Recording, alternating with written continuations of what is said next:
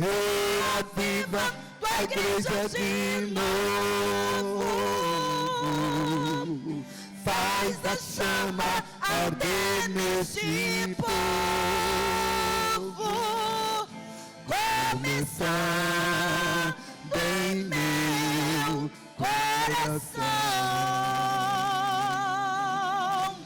Começar bem meu coração.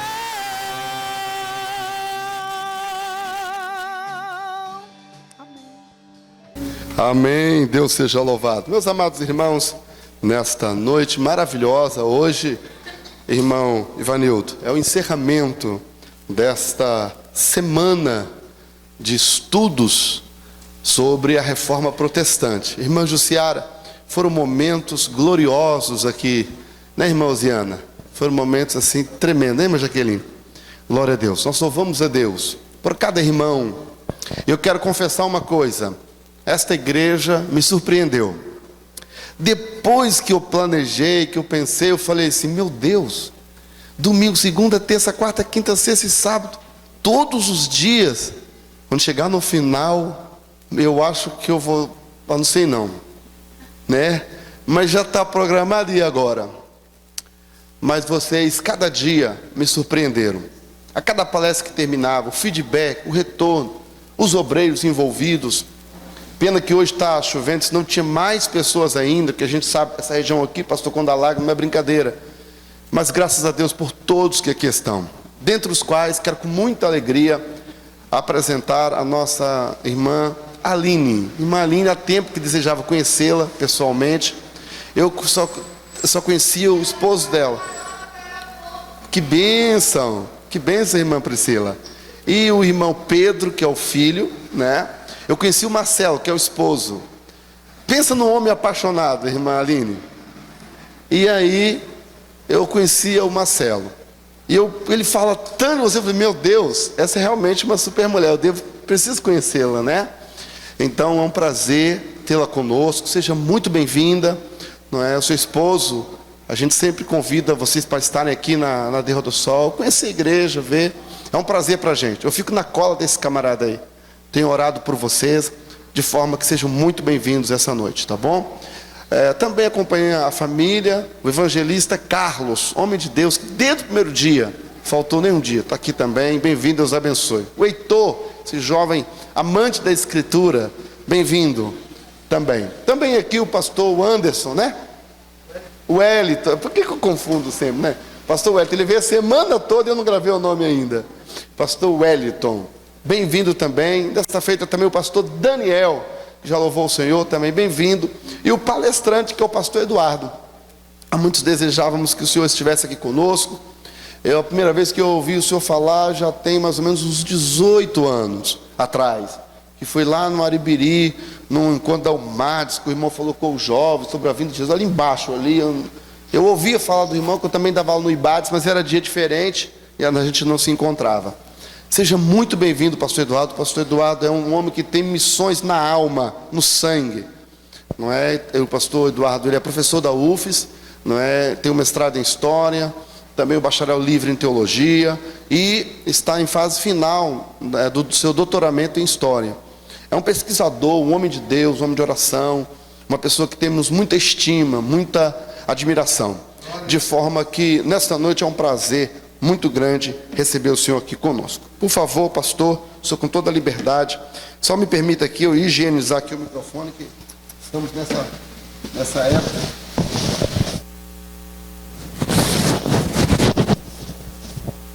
Faz parte, né? Com licença. Oi! Amém. Ah, é? Por favor. Eu que agradeço. Paz do Senhor, meus irmãos. Amém. Vou tirar aqui. Eu faço isso lá na igreja com todo mundo. Pode tirar a máscara, tá? Obrigado. Meus irmãos, a paz do Senhor, muito agradecido estar aqui com os irmãos. O meu contrato de substituto novo já acabou. Eu estou no estado agora, tá, irmãos? Mas glória a Deus. E viemos aqui servir ao Senhor com essa igreja linda que o Espírito Santo plantou neste lugar. Eu agradeço muito o convite do pastor Wallace, este homem de Deus, nos deu essa oportunidade. Agradeço a essa igreja querida e amada que aqui está conosco. E louvo ao Senhor pela presença de todos.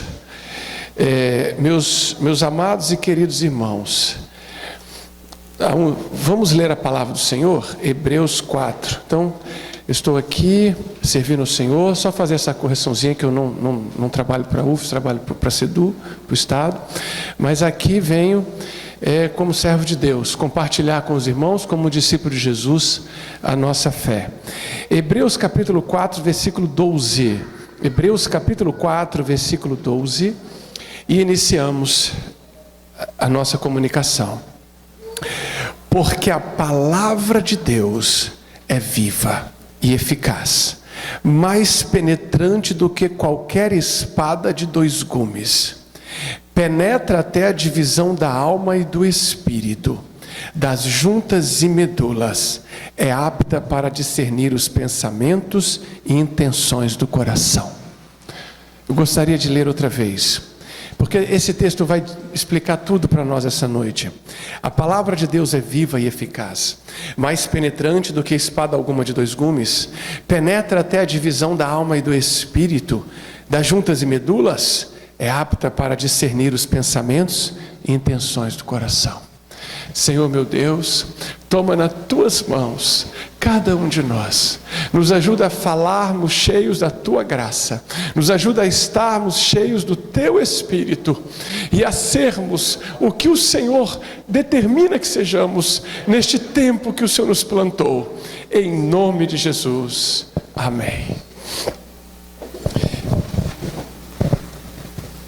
Meus amados irmãos, eu presumo que os irmãos já ouviram falar muito essa semana de Martim Lutero. Exatamente. Presumo que os irmãos já tenham ouvido falar muito sobre a história da Reforma. Então eu não quero repetir. E o nosso caminho nessa noite, ele flerta com a historicidade, mas ele se concentra no cerne, no íntimo, no âmago, no que movia cada vida preciosa que foi inflamada pelo Espírito Santo naquele século, naquele final de 1517, naquele século XVI. Porque a minha maior preocupação, irmãos, eu devo ter 35, né, pastor? 35? 40? 32? Isso tudo? Que bênção, amém. Mas não vou enfadar vocês, eu termino antes, sem problema não, para a gente trocar as perguntas e respostas também. Não fica melhor. O cerne da reforma é a minha angústia esta noite. Por quê? Porque eu não posso tratar a reforma como se fosse descoberta no Brasil. Na verdade, eu nem gosto de dizer a reforma, porque foram tantas, e foram tantas pessoas diferentes, em locais diferentes. Então, eu não posso tratar o conjunto de reformas protestantes do século XVI e os seus desdobramentos como eu vou investigar o que a Revolução Liberal do Porto de 1820 teve a ver com a independência do Brasil em 22. Ou seja, não é o mesmo tipo de olhar. Por quê? Porque eu preciso de uma reforma hoje. Eu preciso ser inflamado como aquelas pessoas simples foram inflamadas. Martim Lutero era um desconhecido simples. Wittenberg era uma cidade muito menor que Vila Velha. As 95 teses passaram despercebidas por muito tempo, porque era só um qualquer que tinha colocado uma coisa cheia de objeções numa parede qualquer de uma igreja pequena, de uma cidade pequena. Aquilo foi tomar uma proporção gigantesca a partir das reações do arcebispo e da explicação de Lutero e do engajamento político dos príncipes de uma situação específica que nós vamos ver daqui a pouco. O que eu estou tentando dizer no início da nossa comunicação é que pessoas simples, em cidades pequenas, foram usadas por Deus de uma forma poderosa. E que hoje, a Igreja de Jesus Cristo, com pessoas simples, de lugares pequenos, pode fazer coisas grandiosas para o reino de Deus. Isso é o que me move, o que me trouxe aqui essa noite, é o que me move aqui com vocês. E eu espero que o Espírito de Deus, do qual eu dependo, testifique no seu coração aquilo que está testificando no nosso. O Wycliffe, a mesma coisa ali na Inglaterra.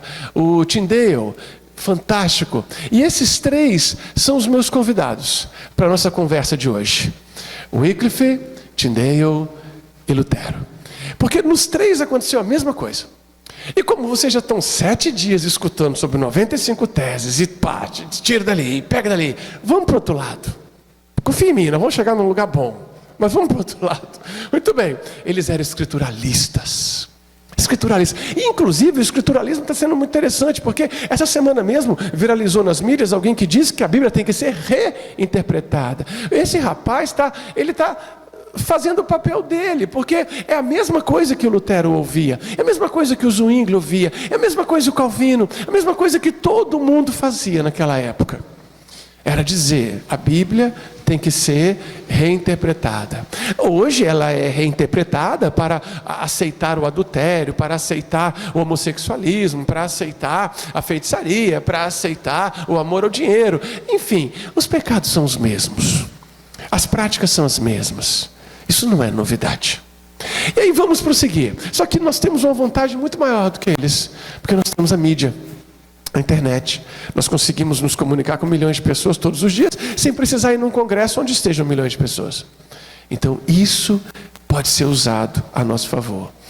O cerne da reforma protestante já crescia por toda a Baixa Idade Média, desde o ano 1000. Desde ali do ano 900, 800 e pouco, 900 e pouco, quando os valdenses, porque o Pedro Valdo vem depois do movimento que denomina-se valdense. Ele é um ícone importante, mas antes dele as ideias já estavam se multiplicando poderosamente. Então, qual é o cerne da reforma? O que eu chamo de revolução luterana? Vou lhe mostrar agora, daqui a pouquinho. Sendo complexo e multifacetado, qual a revolução mais importante deste conjunto de transformações? Qual seria? Lutero, alguns dizem, eu não verifiquei a informação, só recebi, alguns dizem que Lutero é a pessoa mais publicada no mundo depois de Jesus Cristo. Vale a pena conferir. Nos últimos 500 anos, o ser humano mais publicado, argumentos contrários, argumentos favoráveis, seus próprios escritos, se chama Lutero. Bom, vale conferir. E era um monge agostiniano desconhecido, como os irmãos já viram nas outras palestras. E ali, eu tinha o quê? Naquele século XVI? Eu tenho tempos reformistas. O que eu chamo de tempos reformistas? É um tempo que tudo está mudando. Isso favoreceu muito o nosso processo. Eu não quero ser repetitivo, mas eu vou começar por aqui. Se já falaram muito bem isso, vocês fazem um sinalzinho com a mão que eu já vou adiantando, tá bom? Se precisa, a gente faz. Porque é importante entender a mente de quem escutava aquela mensagem. Olha, só para os irmãos terem ideia. O tempo dos impérios estava sofrendo terremotos.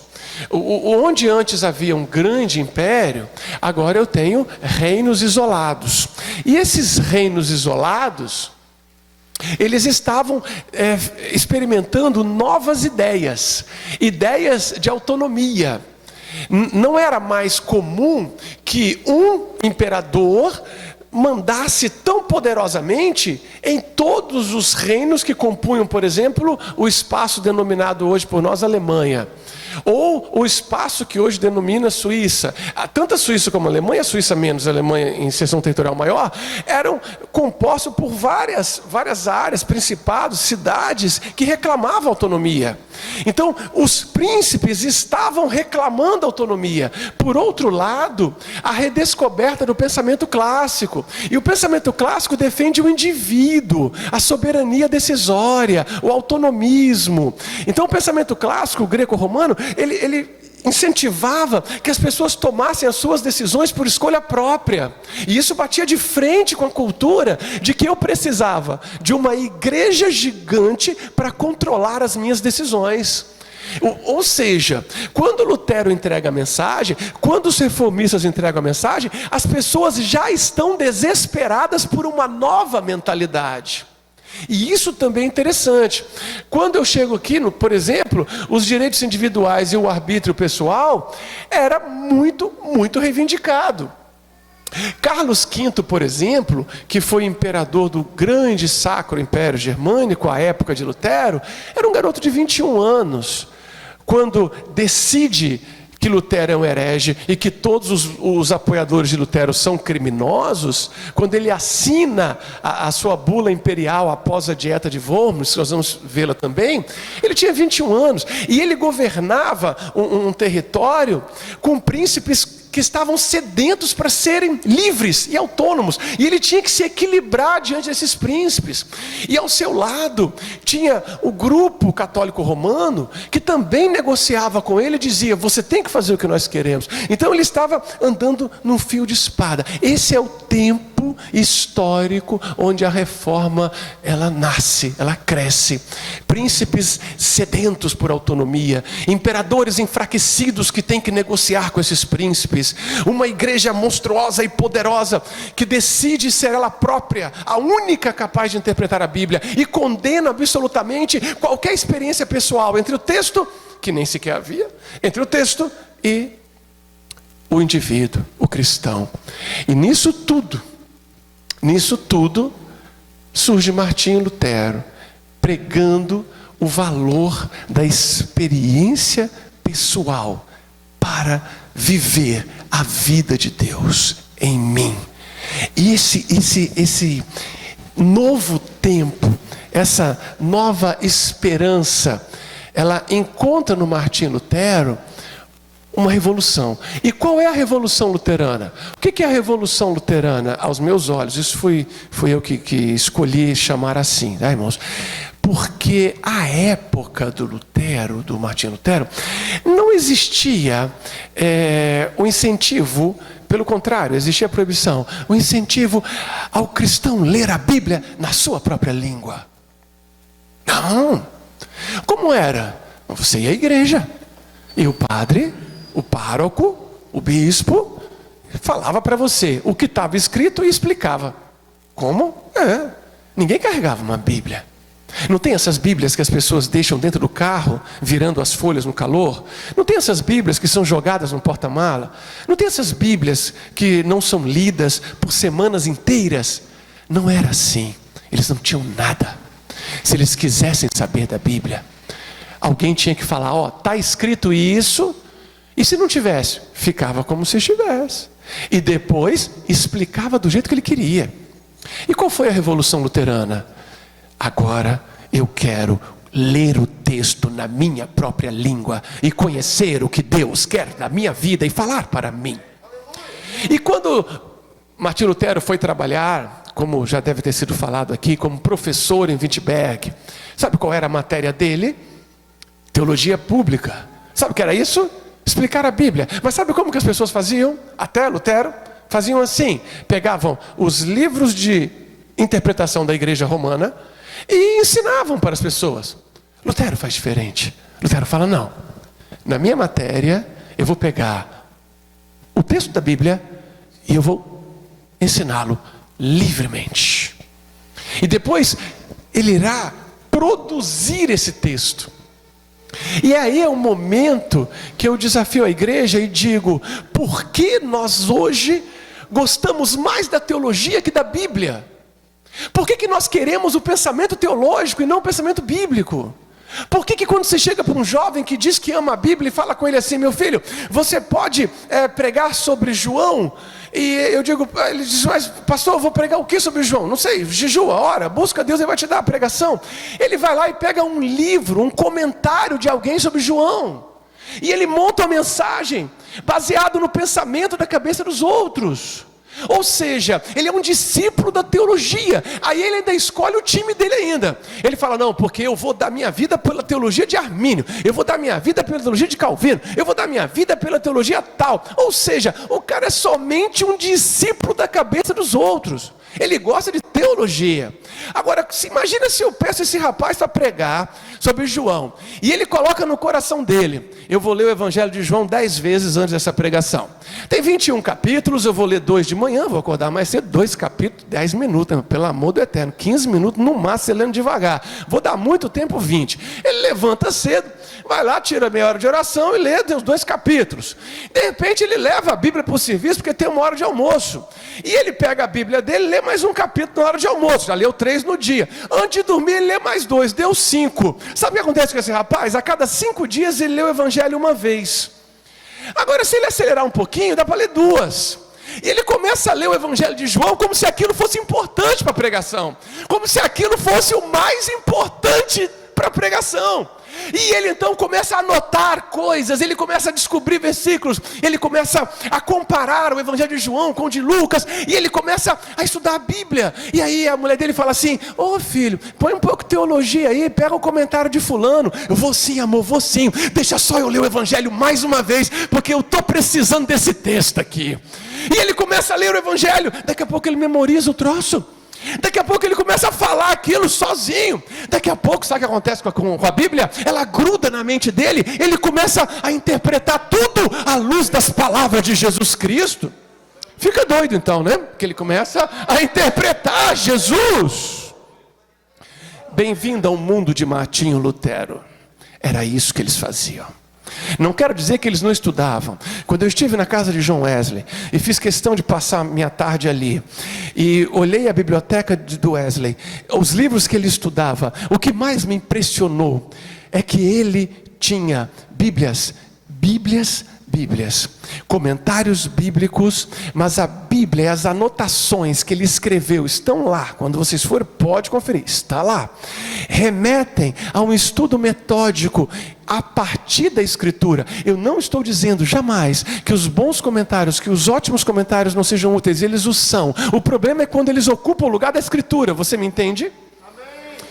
É isso, e nós precisamos desse resgate. 1 Pedro 1,23, sendo de novo gerados, não da semente corruptível, mas da incorruptível, pela palavra de Deus que é viva e permanece para sempre. Porque Jesus disse: examinai as Escrituras, pois vós cuidais ter nelas a vida eterna, são elas que de mim testificam. E segundo a palavra da verdade, nos gerou de novo, para que fôssemos primícias das suas criaturas. A essência, nós não temos a nossa raiz na reforma de Lutero. Nós temos a nossa raiz na Bíblia que Lutero usou para fazer a reforma. É isso que tem que ser entendido. Nós não somos luteranistas, nós somos gerados pela palavra do Novo Testamento de Deus. E quando eu vejo todo o esforço para idolatrar os homens que pregaram a mensagem, eu prefiro idolatrar a mensagem de Deus pregada pelos homens, meus irmãos. Eu quero cultuar a verdade bíblica. Eu não quero cultuar os pensadores, estejam eles certos ou não. Até porque tem muita coisa em cada um que a gente sabe que não era tão certo assim. E tem muitas vezes naquelas vidas deles em que manda matar um, não é isso? Calvino não tira a vida do rapaz assinando lá, mandou queimar na fogueira porque não cria na Trindade. E o Lutero que manda pegar em armas para se defender da invasão turca. E o Zwinglio que me mata um monte de gente porque acredita... Sabe por que Zwinglio matou muitos em Zurique? Porque eles queriam batizar nas águas igual vocês, sabiam? O anabatismo, como é que Zwinglio combateu o anabatismo? Zwinglio combatia mandando afogar as pessoas. Sabe como é que ele combatia? Colocando a fogueira. Sabe por quê? Porque para eles batizar como nós nos batizamos por imersão depois de adultos, era heresia.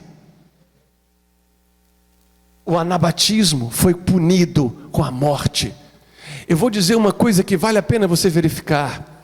Morreu quase a mesma quantidade de pessoas, porque queriam se batizar igual a nós, do que, assim como no primeiro século da igreja. E sabe quem matava? Os protestantes. Aí você vem dizer para mim que todo protestantismo é muito bom. Não, nem protestantes e nem católicos merecem qualquer devoção. Somente a palavra viva de Deus, que julgará o homem na eternidade e que nos traz a natureza do eterno pela obra do Espírito Santo, merece a nossa adoração e a nossa confiança. Nós, sinceramente, nós não temos nossas raízes na reforma. A reforma foi excelente, mas as nossas raízes estão na Bíblia que a reforma utilizou. É ali que estão as nossas raízes. Esses homens cheios do Espírito Santo descobriram o plano celestial. Foi isso que eles descobriram, o plano de Deus, que era diferente do plano da igreja, onde eles estavam. E quando descobriram o plano de Deus, foram sufocados. Só que alguns deles se tornaram depois perseguidores de grupos que também descobriram os planos de Deus. Por isso que não confiamos nos homens, nós confiamos na palavra do Senhor. É ela que não erra. Mas eles tiveram amor sacrificial. E o amor sacrificial é extremamente importante. É ele que eu gostaria de ter. É por ele que eu estou aqui. E a minha esperança é que ele nasce em cada um de nós. Ele é a nossa missão, esse amor sacrificial de Jesus, de sorte que haja em vós o mesmo sentimento que houve em Cristo Jesus. O que os movia? Uma fé simples, mas escriturística, não teológica. Pastor, explique melhor essa sua versão. Na verdade não é uma versão, é provocação. Porque eu tenho esperança, igual Lutero. Lutero não falava, botou as 95 teses para provocar o debate? Então eu fico provocando. O que é teológico e o que é bíblico? Na minha interpretação humilde, e posso estar enganado, por que não? Teológico é uma filosofia da religião, uma filosofia da hermenêutica atribuída ao sagrado.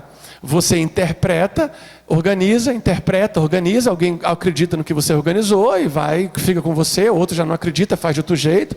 Calvino organiza de um jeito, outros organizaram de outro, outros reorganizaram a organização deles séculos posteriores, e assim vai o pensamento teológico. Na verdade, na minha opinião, a qual não é absoluta, não é a verdade final, a minha opinião é apenas filosofia da religião. Bem organizada. Alguns aspectos dessa filosofia religiosa são sadios, outros nem tanto. Então eu separo na minha organização mental o que é filosofia da religião, o que é escriturismo bíblico. Nas minhas mãos está uma versão em português da palavra inspirada de Deus, que veio de lá, dos céus. Não tenho vergonha de dizer isso. Sou escrituralista. Eu creio na palavra de Deus inspirada. Eu uso a tradução em português. Ela foi inspirada em grego, aramaico, partes, hebraico. E nós usamos as traduções. E algo super necessário de compreender é que nós, se quisermos servir esse Deus, somos levados à sua palavra. E aí entra o perigo teológico. Qual é? Utilizar a Bíblia como complemento e utilizar o pensamento humano como fundamento. E este é o desafio que eu quero lhe fazer. Aceite uma reforma. Deixe a Escritura ser o fundamento. Foi assim que o Zwinglio deu certo. Quando ele matou os anabatistas foi um problema de poder político, né? Zwinglio, ele se tornou um líder político. Calvino também. As grandes tragédias de Savonarola, de Calvino, as grandes tragédias de Zwinglio é depois que eles se tornam líderes políticos. Quando eles estão antes disso, só crendo, pregando e vivendo a Bíblia, é uma coisa maravilhosa. Fica o alerta para nós também. Bom, prosseguindo, meus amados irmãos, tudo bem. Nós estamos vivendo tempos em que a Escritura está sendo atacada, em que a Escritura está sendo desprezada, em que a Escritura é mal lida, mal amada, em que a Escritura fica para depois. Nós estamos vivendo tempos em que produzir dinheiro ocupa quase 18, 16 horas da nossa vida, quando deveríamos reorganizar esse tempo, para que tivéssemos mais tempo a sós com a Escritura. A Escritura é viva, a Escritura cura. Por que que os consultórios psicológicos estão lotados de pessoas que ouvem de um bom psicólogo o mesmo ensinamento que tem no versículo da Escritura? Por que que a minha relação com a Bíblia, não estou dizendo que os psicólogos ensinam a Bíblia, não é isso. É que quando você fala para uma pessoa, valorize o que você tem. Quando você fala para uma pessoa, libere o perdão porque você será curado. Quando você orienta uma pessoa a superar os seus traumas a partir de uma releitura do trauma. Quando você orienta as pessoas uma série de mecanismos mentais para convivência com aquela situação que não pode mudar. Você não está ensinando nada novo. De uma outra perspectiva e com uma outra abordagem, nós encontramos isso nos Salmos, nas epístolas, nos livros proféticos, nós encontramos no Pentateuco. Mas infelizmente, o cristão está ouvindo a Bíblia que alguém pregou num dia na semana. Ele não tem um dia para ele passar com a Bíblia. Ele sequer está todos os dias se encontrando com a Bíblia. E ele ainda acredita que se ele estudar um pensamento dos outros acerca da Bíblia, é suficiente. Moral da história: você vai precisar de muita ajuda humana, porque a celestial está um pouquinho longe. E se nós tivermos a ajuda celestial e experimentarmos o poder do Criador dos céus e da terra, através da sua palavra, nos assustaremos com a quantidade de curas que acontecerão conosco. Precisamos de uma reforma. E não precisamos dos pensadores humanos. Precisamos dos versículos bíblicos. Precisamos de um novo encontro particular com o Deus das Escrituras. E não será o professor de Novo Testamento que vai te ensinar a grandeza da obra do Espírito no coração quebrantado. Não será o professor de escatologia que vai te ensinar a urgência da volta do Messias. Não será o professor de Pentateuco que te mostrará o Deus de Israel. Será o próprio Deus, através da sua palavra, mediante o encontro verdadeiro. Era isso que era Lutero, era isso que era Wycliffe, isso foi Tyndale, e é isso que eu quero ser. E é nesse momento que eu me lembro de Gálatas 2:20, quando diz: já estou crucificado com Cristo, vivo não mais eu, mas o próprio Cristo vive em mim. E a vida que agora vivo no meio dos meus problemas, tempestades e tribulações, a viverei na fé do Filho de Deus, o qual me amou e a si mesmo se entregou pelos meus pecados. A primeira resposta que Jesus disse ao diabo: nem só de pão viverá o homem, mas viverá de toda palavra que sai da boca de Deus. O Salmo 107, verso 20, enviou-lhes a sua palavra e os sarou, e os livrou da sua destruição. Vou repetir: enviou-lhes a sua palavra e os sarou. Se eu te perguntasse se existe alguma coisa acima do nome de Deus, talvez você negasse e dissesse: nunca, nunca haverá. Pois bem, a palavra diz que existe uma coisa acima do nome de Deus. No Salmo 138, se eu não me engano, lê no versículo 2, diz: tu exaltaste a tua palavra acima do teu próprio nome. Você diz: eu não consigo deixar esse pecado, eu não consigo deixar essa iniquidade. O Salmo 119, versículo 133: ordena os meus passos na tua palavra, e não se apodere de mim iniquidade alguma. Você diz: eu não tenho força. Verso 31: a tua palavra me vivificou. Irmãos, ela é lâmpada para os meus pés, é luz para os meus caminhos. E são 8 horas da noite, 30 minutos. Sábado, quantos minutos passaste sozinho com a Escritura hoje? Não, pastor, tem que trabalhar. Eu sei, produzir dinheiro, não é isso? Quanto é que produzir dinheiro ocupa do seu tempo todos os dias? Faz a matemática para você descobrir se só vai sobrar pensamento humano. Eu preciso da Escritura. Quais os principais pontos apontados pela reforma? Quais os principais pontos apontados pela reforma? Primeiramente, salvação. Salvação pela fé. Segundo, autoridade eclesiástica. Sabe por quê? Porque eles achavam que precisavam do Papa para receber perdão dos pecados. Os irmãos viram sobre as indulgências? Não foi falado essa semana? Aquilo ali, muito bem. Eles acreditavam que precisavam de um padre, de um bispo, do próprio Papa, para receber perdão dos pecados. E em terceiro lugar, as Santas Escrituras, que é o que eu estou afirmando agora. O valor que eles davam à Bíblia é o que causou tudo aquilo. Lembrando sempre que reformas protestantes são um conjunto complexo de interesses políticos, econômicos, gananciosos, imundos, misturados com pessoas que queriam a salvação através da Escritura. Não pensa você que Lutero não tinha do lado dele pessoas 100% interessadas politicamente em manter poder, reino e dinheiro. Tinha sim, não posso dizer que são todos, mas alguns, principalmente porque quando você rompe com a Igreja Católica, você fica com as terras, né? Isso aí já era muito interessante. Né? Se você rompe com a Igreja Católica, aí alguém olhava e falava, eu vou apoiar esse alemão aqui, porque se esse negócio der certo, de mais ou menos eu viro príncipe. De príncipe eu viro imperador, viro rei, na mente do sujeito. Pensava o quê? E outro detalhe, se você rompe com a Igreja Católica, tentando falar o mais claro, o mais rápido possível, você não paga mais tributos a ela. Olha quanto você vai economizar. Você ganha as terras, não paga tributos e taxas, não está mais sob o domínio daquele poder papal, e começa a acumular muito poder político. Então a reforma foi um golpe interessante para muita gente. Mas assim como havia os golpistas, entre eles o Henrique VIII, assim como havia os golpistas, também havia os sinceros. E são os sinceros que eu quero destacar hoje. Prosseguindo, Santas Escrituras, nós já vimos, a autoridade eclesiástica, já vimos, e a salvação. Muito bem. E ele então vai na porta de Wittenberg, e ele prega as 95 teses. Não foi nada demais, era o que todo mundo fazia.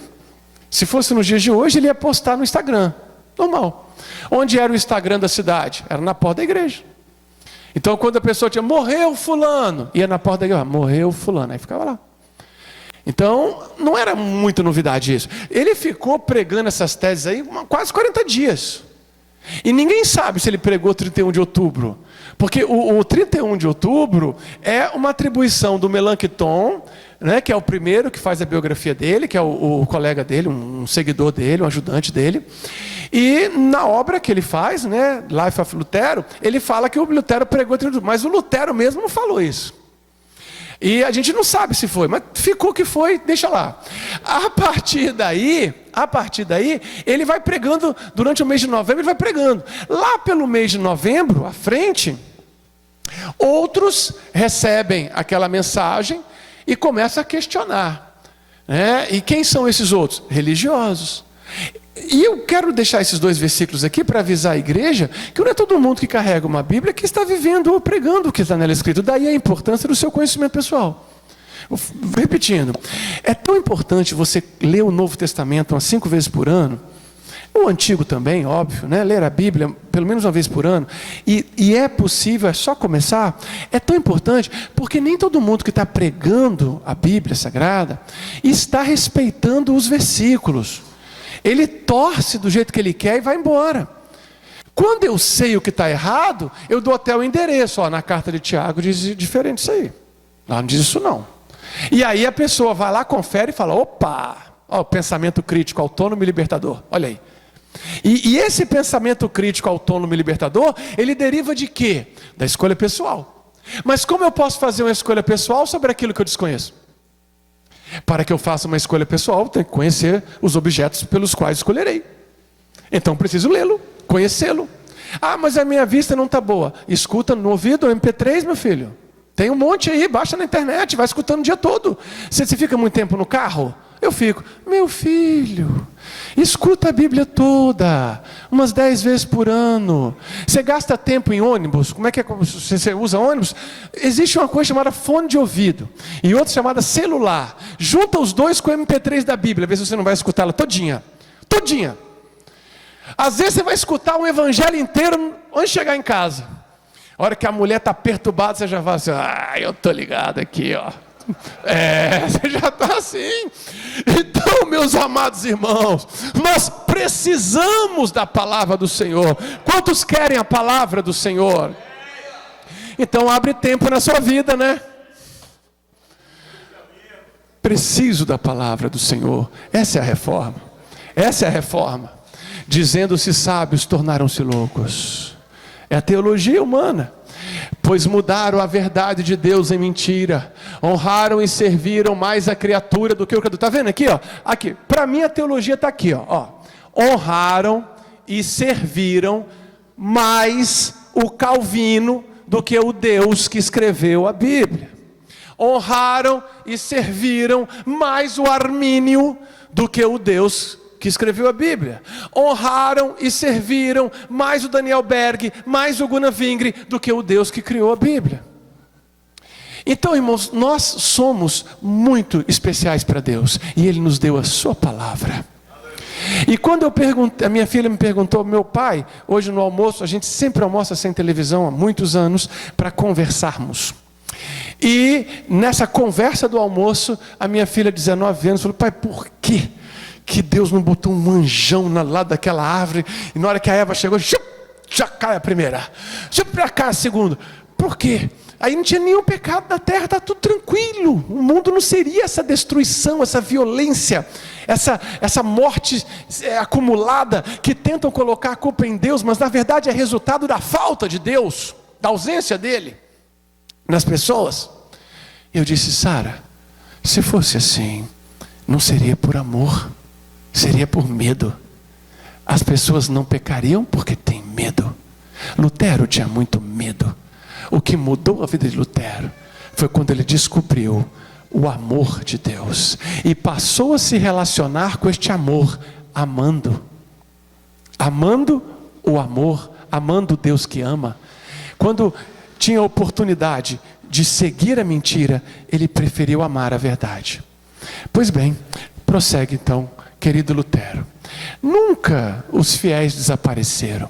Em toda a história da igreja, quando alguém diz assim, os anabatistas lá no século XVI morreram porque queriam batismo por imersão, que nós também praticamos. É verdade. Aí a pessoa comete o seguinte erro, foi ali que começou. Não, em 416, século V, ocorreu um grande debate sobre esse tema, e a Igreja Católica romanista, ela é romana, romanizada, aceitou combater o batismo por imersão e a manutenção do batismo infantil. Ora, se houve um grande problema, uma grande celeuma sobre esse tema, é porque tinham ideias contrárias a esse tema. 416, muito antes. Então, o pensamento verdadeiro sempre existiu. Desceu na terra por inspiração divina, a partir dali se multiplicou. E na reforma, ele assume um viés mais estruturado da parte de alguns grupos. E eu gostaria, nesses próximos minutos, de enfatizar esse aspecto de amor à Bíblia que o Wycliffe, que o Tyndale e Lutero desenvolveram. Esse grande amor à Bíblia. O John Wycliffe, ele é chamado a estrela da manhã da reforma. Você vê que o Lutero, ele está 200 anos depois do Wycliffe. E o que o Wycliffe tinha? Ele tinha um amor à Bíblia tão grande que ele começava a copiar textos do Novo Testamento e levar esses textos para serem lidos em cidades do interior, em vilarejos. E muitas pessoas também obedeciam esta prática. Neste tempo, havia duas ordens mendigantes. O que seriam ordens mendigantes? Eram pregadores que pediam comida, pediam roupa, pediam sustento e viviam pregando. Uma ordem, se eu não me engano, foi fundada por Francisco de Assis, né? E outra ordem por Domênico. Então eram os dominicanos e os franciscanos. E esses pedintes, à época de Wycliffe, já eram exploradores do Evangelho, já comercializavam o Evangelho. E ele ficou muito revoltado com isso. E qual era a forma que ele tinha de combater o engano? Copiando textos do Novo Testamento e levando para que outros lessem. Após a sua morte, seus seguidores continuaram com isso, que eram os lollardos, também chamados wyclifitas, e que eram perseguidos com pena de morte. Martírio, sacrifício, assassinato, em nome de uma teologia, em nome de Deus. Mas não o nosso Deus, o Deus que eles queriam acreditar, porque a Bíblia nos mostra o nosso Deus. E não era dessa forma.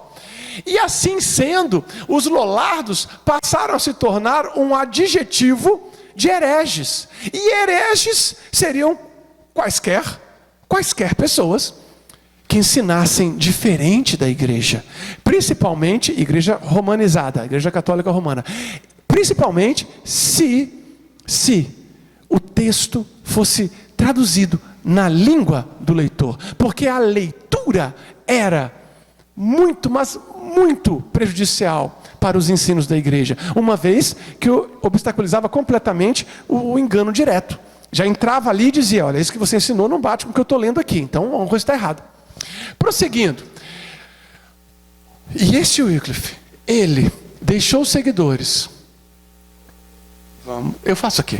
Deixou os seguidores. E esses seguidores, um deles, William Sottery, ele deixou uma frase que impactou minha vida. Ao invés de adorar a cruz, onde Jesus sofreu, eu adorarei a Jesus Cristo, que sofreu na cruz.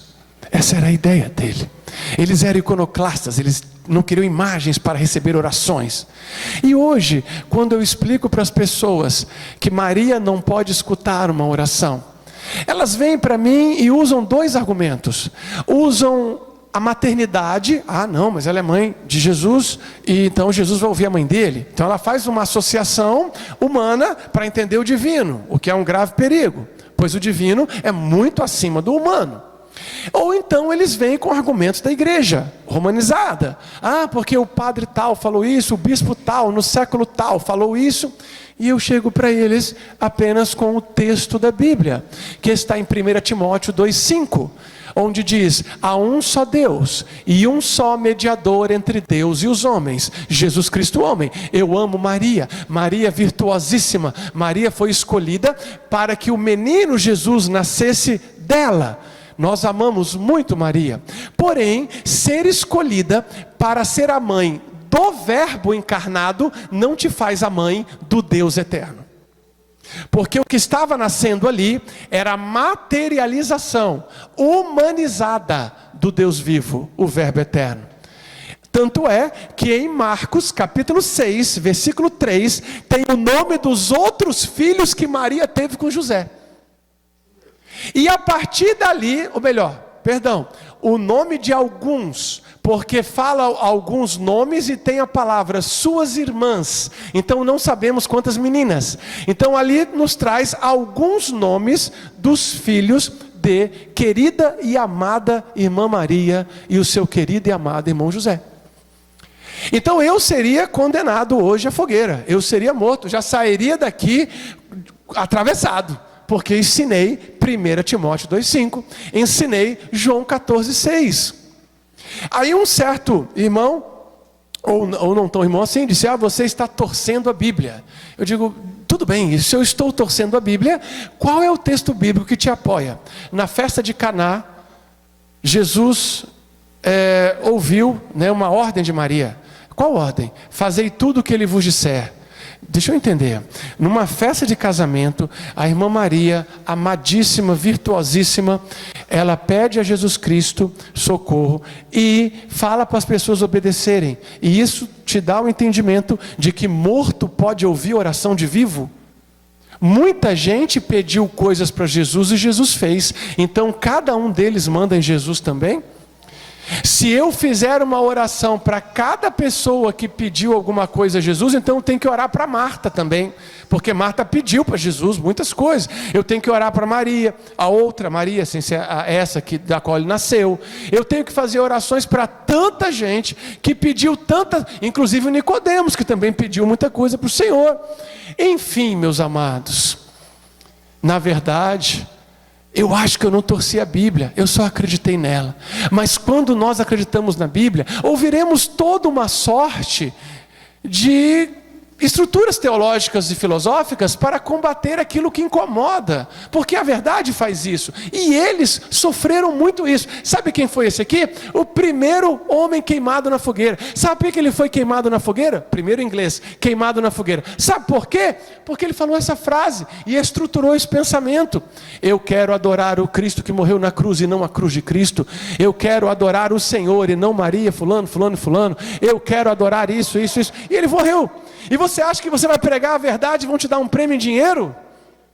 Não, meu irmão. É muito melhor a fogueira de Policarpo do que as 30 moedas de Judas. Eu prefiro a coroa de Policarpo e ela quente do que a glória de Judas, filho.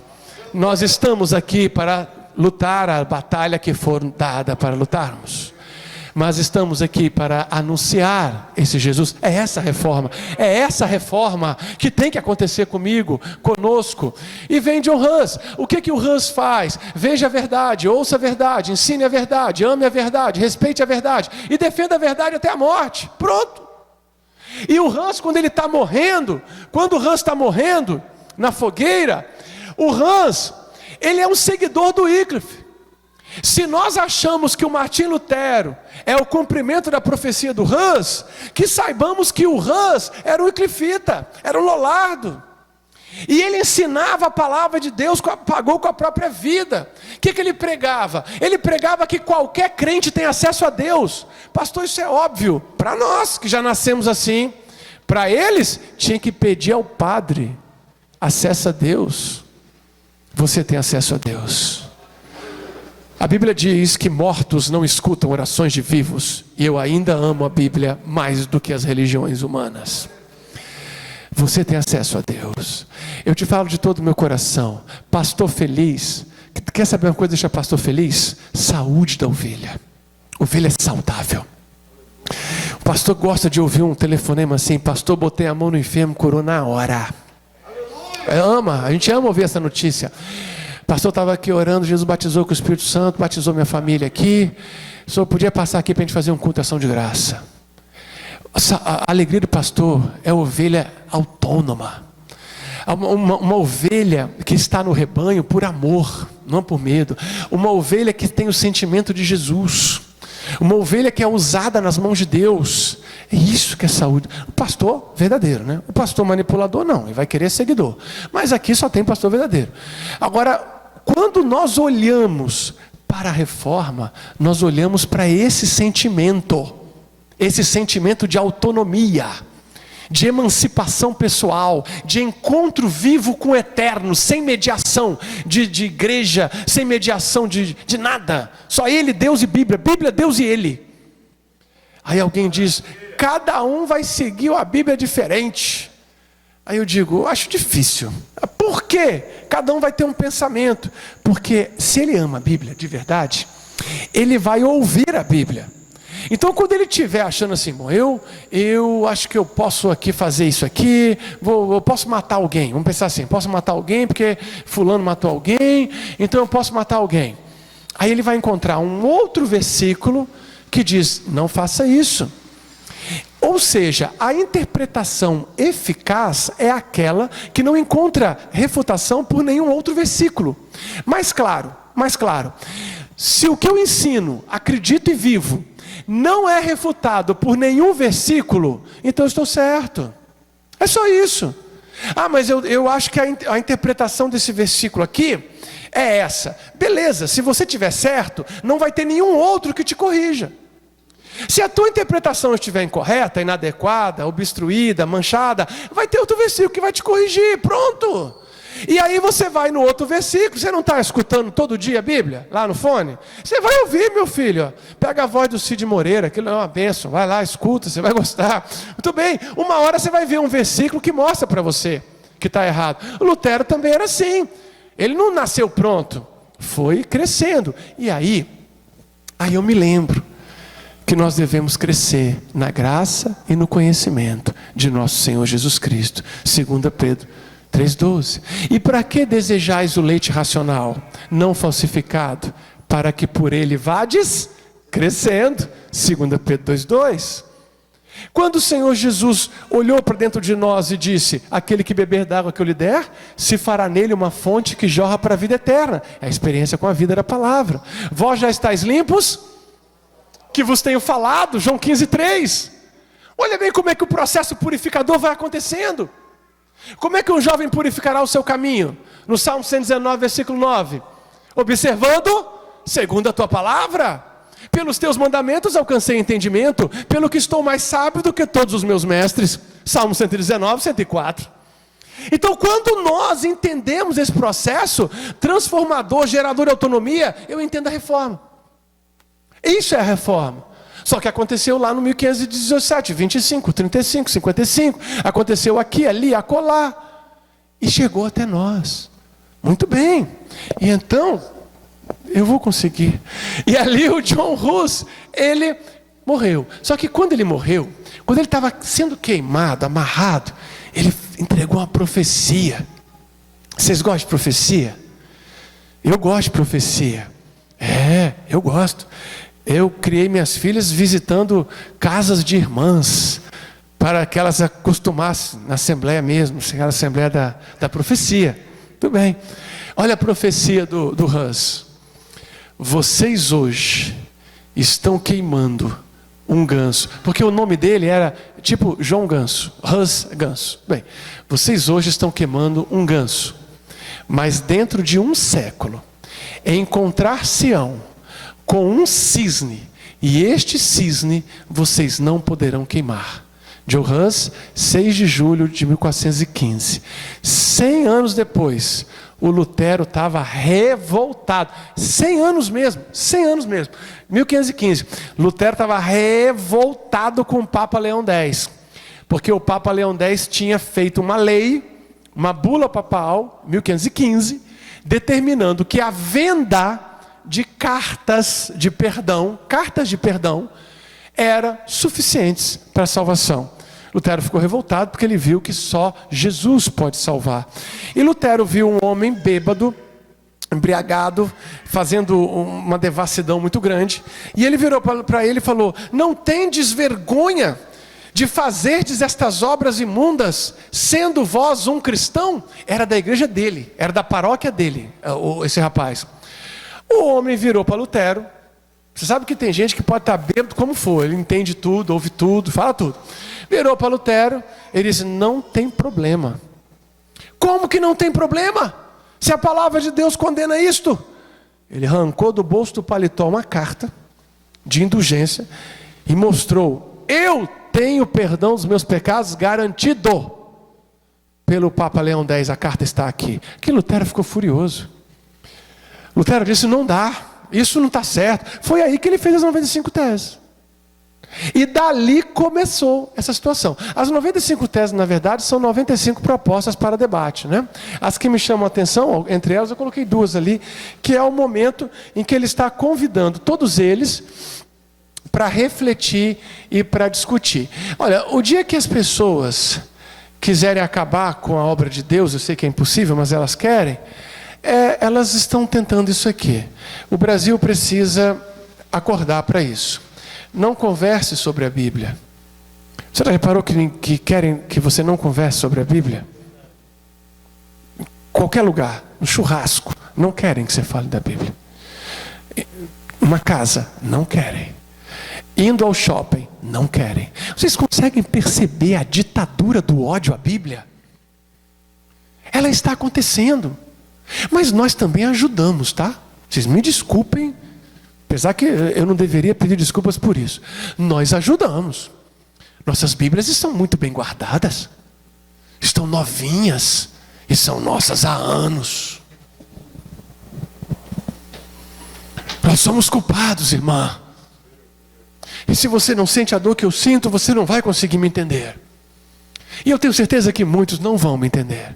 Nós somos culpados, porque não abrimos no ônibus para ler. As pessoas tinham que nos ver lendo o livro de Deus para um dia voltarem-se ao Deus do livro. Precisamos carregar Bíblias.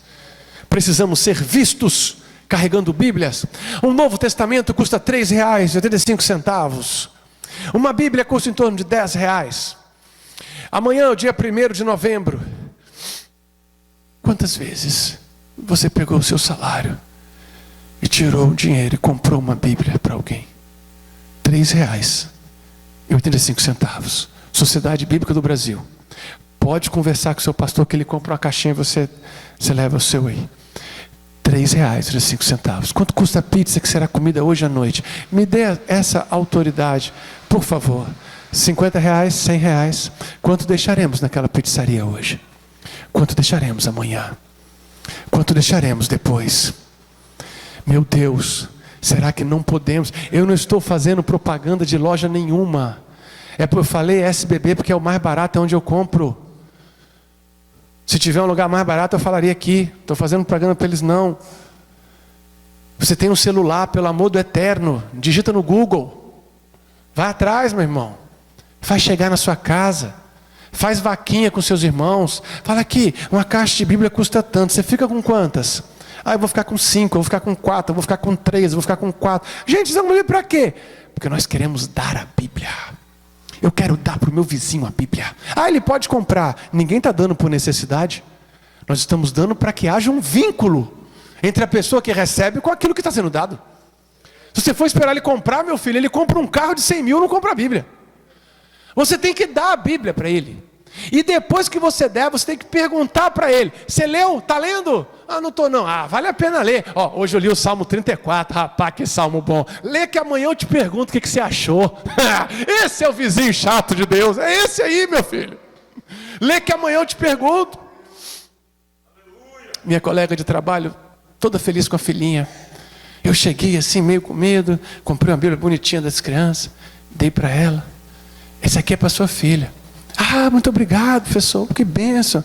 Que bom. Se você tiver alguma dúvida aí, você me pergunta. Meu número está no grupo lá. Você pode perguntar que eu atendo. Tudo bem. Ela começou a ler a Bíblia com a filha todos os dias. E ela começou a me perguntar: por que Deus deixou Caim matar Abel? Por que Deus deixou Caim matar Abel, professor? Não entendi aquilo. Eu digo: vamos conversar. Irmãos, uma Bíblia.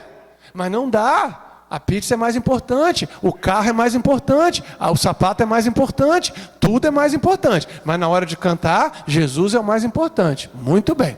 Não converse sobre a Bíblia. Não doe Bíblias. Seu dinheiro não é para isso. É para outras coisas aqui da terra. Não pergunte às pessoas se elas estão lendo. Não pergunta nunca. Não, vai que ela responde que está lendo, você vai se assustar.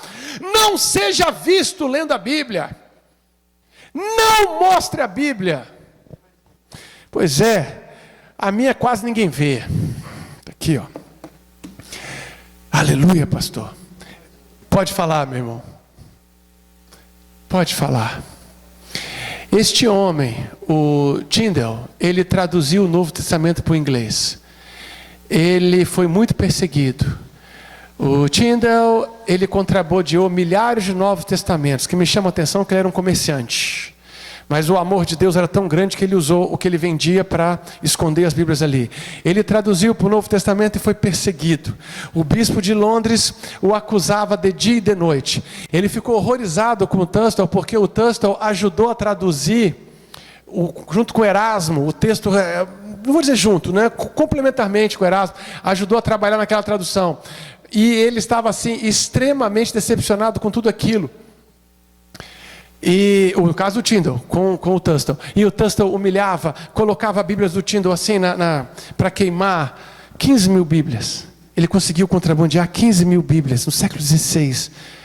Não entendo como ele conseguiu tanto.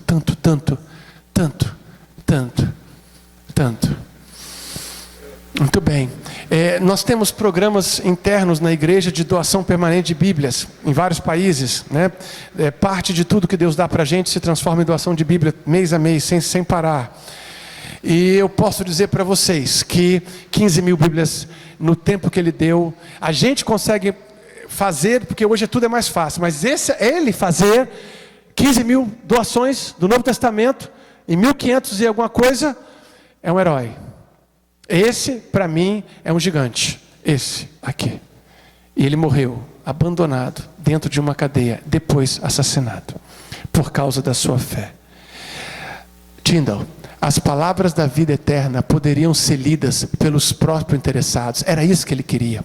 As palavras de salvação através das quais, se nos arrependermos e crermos, seremos nascidos de novo. Nos criarão outra vez para uma vida cheia da graça de Deus. Tyndale, ele era um comerciante, ele era um empresário. E ele viveu para levar Bíblias aos outros. Para quem não sabe, a Assembleia de Deus foi fundada com Bíblias. Daniel Berg distribuía e vendia o tempo todo. Doava e vendia. Nunca esqueça. Ele foi estrangulado, depois queimado. E quando ele estava morrendo, ele orou pelo rei que o matava. Senhor, abre os olhos do rei da Inglaterra. Lutero nasceu, como os irmãos já sabem, já viram, eu vou avançar. Lutero colocou lá, em Wittenberg, 31 de outubro, desejava purificar as práticas cristãs. Essa porta não existe mais, aquela que está na internet foi no século XIX, colocaram lá. Mas também que bom que não existe, porque os protestantes acendem vela lá. Estou falando. Se essa porta existe, tinha crente acendendo vela lá para ela. Eu queria ver a porta te ouvir, isso aí que eu queria ver, responder. As teses que eu amo várias, mas a 54 e a 62 para mim são excelentes. Quando ele fala o seguinte, na 54, ofende-se a palavra de Deus, quando em um mesmo sermão se dedica tanto ou mais tempo às indulgências do que a ela. É aquela que hoje acontece a mesma coisa, a pessoa vem pregar a Bíblia, ele prega 5 minutos de versículo e 15 de alguma coisa que ele acredita, o que ele fez também. Podia mudar o nome das mensagens.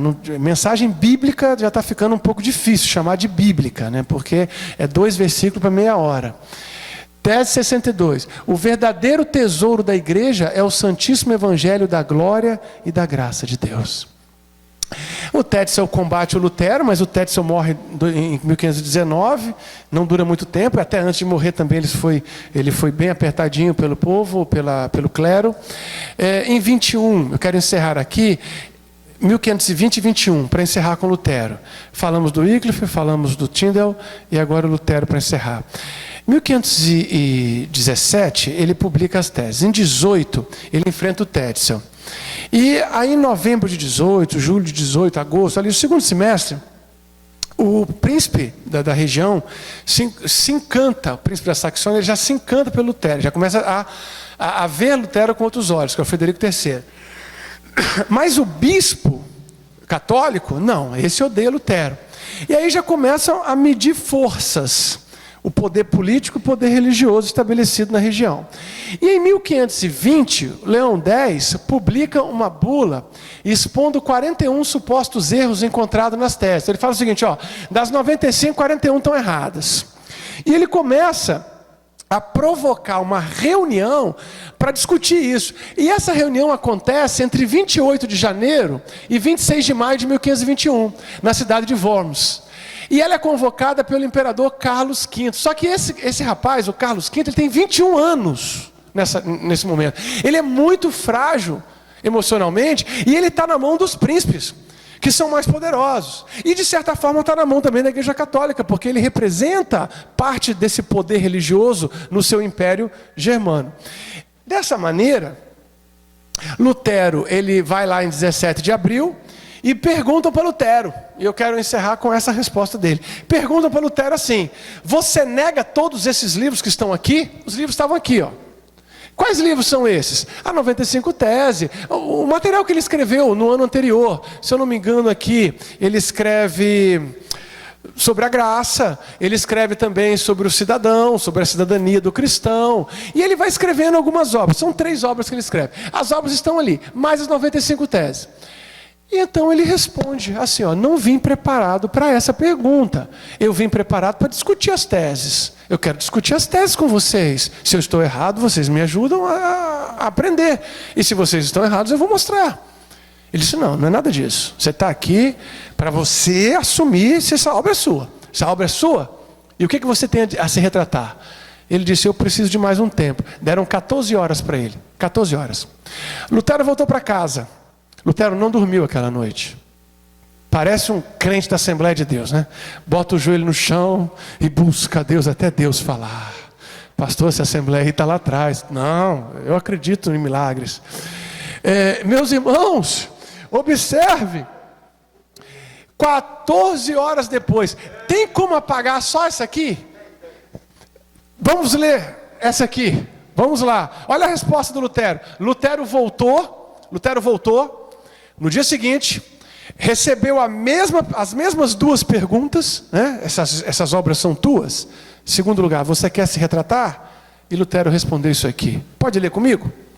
A não ser que eu esteja convencido pelo testemunho das Escrituras, ou pela razão clara, pois não confio nem no Papa, ou em concílios por si sós, pois é bem sabido que eles frequentemente erraram e se contradisseram, porque eles fizeram isso muitas vezes, mataram as pessoas, depois disseram que não era para ter morrido. Sou obrigado pelas Escrituras que citei, e minha consciência é prisioneira da palavra de Deus. Não posso e não irei renegar nada, pois não é nem seguro nem correto agir contra a consciência. Que Deus me ajude. Amém. Quem estava lá escreveu, quem estava lá escreveu assim: morreu. Quem estava lá escreveu: esse está morto. E aí, na verdade não escreveu esse está morto, né? Escreveu uma coisa assim: não há solução, não tem jeito. Querido, Lutero, pediram muito para Lutero não ir nessa reunião. Ele falou: ainda que houvessem homens, demônios na quantidade de telhas, lá eu irei, porque Deus me quer ali. Irmão, quando Lutero foi embora dali, já foi para morrer, já iam pegar ele em casa e queimar. Quando ele foi embora, o tal príncipe que eu te falei há pouco, mandou os seus vassalos sequestrarem Lutero. Sequestraram Lutero e levaram ele para esse castelo, o castelo de Wartburg. E lá, Lutero ficou escondido, acolhido. Deixa eu ver se eu tenho a sala onde ele estudava. Ali, muito bem. Ele ficou estudando, escrevendo, lá, vivendo, mantido por aquele príncipe. E ele fez isso aqui: uma Bíblia em alemão. E Deus falou com os alemães no idioma deles. Eu peço humildes desculpas e sinceras pelo tempo. E agradeço muito a atenção de todos. Hoje nós temos uma Bíblia para levar a alguém. E a nossa vida é a melhor maneira de levá-la. Muito obrigado, agradeço a oportunidade, em nome de Jesus. Posso fazer uma oração? Vamos orar? Aleluia. Espírito Santo de Deus, adoramos a Ti pela palavra revelada que nos salvou. E pedimos a Ti que levante essa geração para transmitir a palavra viva de Deus. E que sejamos os reformadores do nosso tempo, como tantos outros foram em seus tempos. Opera grande e poderosamente em nossa vida, em nome de Jesus. Amém. Obrigado, irmãos.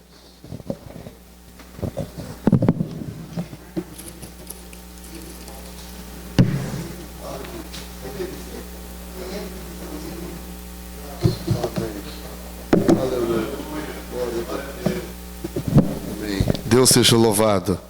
Toda a glória, toda a honra ao nosso maravilhoso Deus. Estamos chegando ao término.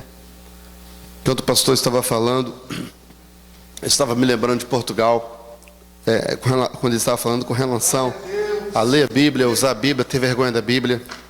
Em Portugal, uma irmã chegou toda alegre: pastor, graças a Deus, agora eu já vou poder trazer a Bíblia para a igreja. Que bom, irmã, então. Então não veja. Aí puxou-se uma bolsa grande, que lá fala-se mala. Veja, pastor, veja, olha a mala que eu comprei. Epa, agora já posso trazer. As pessoas, ninguém lá andava com a Bíblia na mão, ninguém. E eu usava uma Bíblia grande, aquela top.